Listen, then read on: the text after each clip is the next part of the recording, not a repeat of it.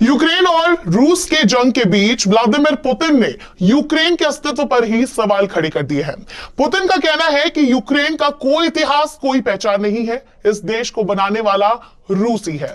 लेकिन पुतिन को मालूम है कि कीव पर कब्जा करने के लिए उसे यूक्रेनियन का दिल जीतना होगा। तो चलिए आज की इस रिपोर्ट में जानते हैं कि यूक्रेन का जन्म आखिर कैसे हुआ और इसकी जड़ें रूस से कैसे जुड़ी है। यूक्रेन और रशिया का इतिहास कोई एक या दो दशक नहीं बल्कि हजारों साल पुराना है। यूरोप में ये सारे एक साल्विक कल्चर में आते थे और एक साम्राज्य के अधीन थे। बात यूक्रेन की करें तो 11वीं शताब्दी के मध्य में अपनी ऊंचाई तक पहुंचने के दौरान ये यूरोप में सबसे अमीर और सबसे बड़े क्षेत्रों में से एक था। 13वीं शताब्दी में मंगोल आक्रमण से इसके पतन तक कीवन रूस का अस्तित्व धीरे धीरे खत्म हो गया। इसके बाद ईस्ट यूरोप में बसे साल्विक लोग 3 भागों में बंट गए, जो आज मॉडर्न रशिया, बेलारूस, यूक्रेन कहे जाते हैं। अगले 16 सालों तक Ukraine Polish, Lithuanian, Commonwealth, Austria Hungary, तुर्क साम्राज्य और रूस के ज़ारडोम सहित अलग अलग शक्तियों से लड़ता रहा, आजाद हुआ, फिर विभाजित हुआ। कुल मिलाकर यूक्रेन और रशिया एक ही घर में जन्मे 2 भाई हैं, जिनमें आपस में काफी सारी समानताएं हैं, चाहे वो कल्चर हो, भाषा हो या फिर धार्मिक मान्यता।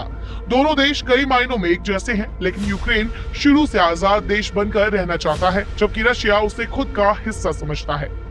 यूक्रेन का एक बड़ा ईस्टर्न भाग रशिया से बॉर्डर शेयर करता है, जहां प्रो रशिया कल्चर थोड़ा ज्यादा है। हालांकि यूक्रेन का बाकी हिस्सा खुद को पक्का यूक्रेनियन मानता है। नाटो यूरोपियन यूनियन से रिश्ते स्थापित करते यूक्रेन को हर बार रशिया ने इसीलिए रोका क्योंकि उसे पता है नाटो के 30 किरदारों में से सबसे अहम अमेरिका यूक्रेन के जरिए रशिया पर अधिकार जमा सकता है। ऐसे में रूस चाहता है कि यूक्रेन इसमें उनका साथ दे और यूरोपियन यूनियन और नाटो में शामिल होने के बारे में ना सोचे।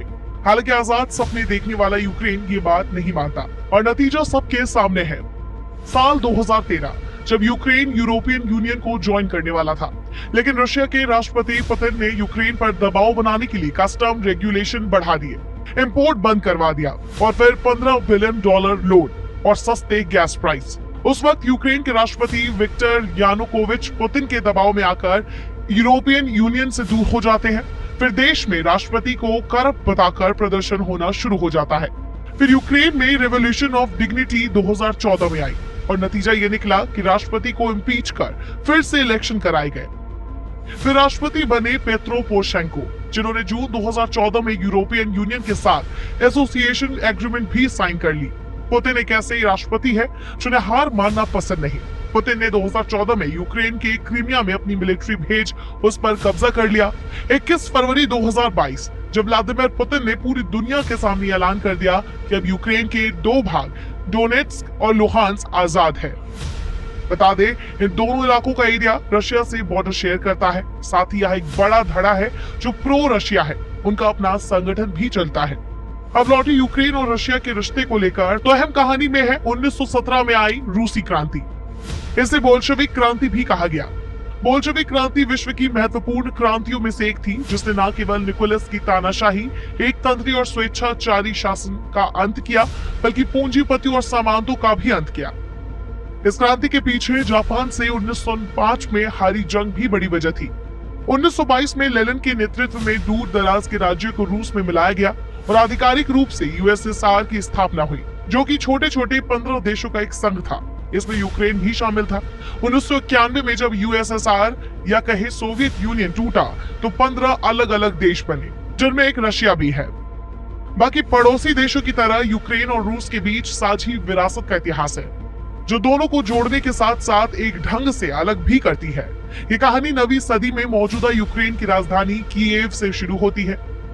कीव प्रथम स्लाविक साम्राज्य की राजधानी थी। इस राज्य का गठन स्कैंडिनेवियन कबीले ने किया था, जो स्वयं को रूस कहते थे। यही महान मध्यकालीन राज्य बाद में कीवियन रूस कहलाया। रूस और यूक्रेन दोनों का जन्म इसी महान साम्राज्य से हुआ है। 12वीं सदी में मॉस्को की स्थापना हुई।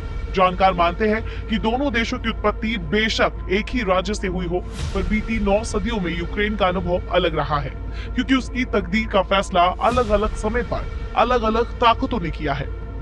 वापस आते हैं साल 1991 में, जब सोवियत संघ बिखर गया और साल 1997 में रूस और यूक्रेन के बीच संधि हुई। इसके जरिए यूक्रेन की सीमाओं की अखंडता की पुष्टि हुई, लेकिन देश के अलग अलग इलाकों में कुछ ऐसी खामियां रह गई जिससे दरारें बनी रही। भले ही यूक्रेन और रूस की जड़ें उन्हें पहले स्लाविक राज्य तक लेकर जाती है, लेकिन 1000 साल के इतिहास पर नजर डालें तो पता चलता है कि रूस और यूक्रेन में सरहद, समाज और धर्म साफ तौर पर भिन्न रहे हैं। यूक्रेन की राजधानी कीव मॉस्को से सैकड़ों साल पहले अस्तित्व में आ चुकी थी। तभी यूक्रेन की राजधानी कीव को रूस भी अपनी आधुनिक संस्कृति, धर्म और भाषा का जनक मानता है। इसी के बाद ईस्ट यूरोप में बसे स्लाविक लोग 3 भागों में बढ़ गए।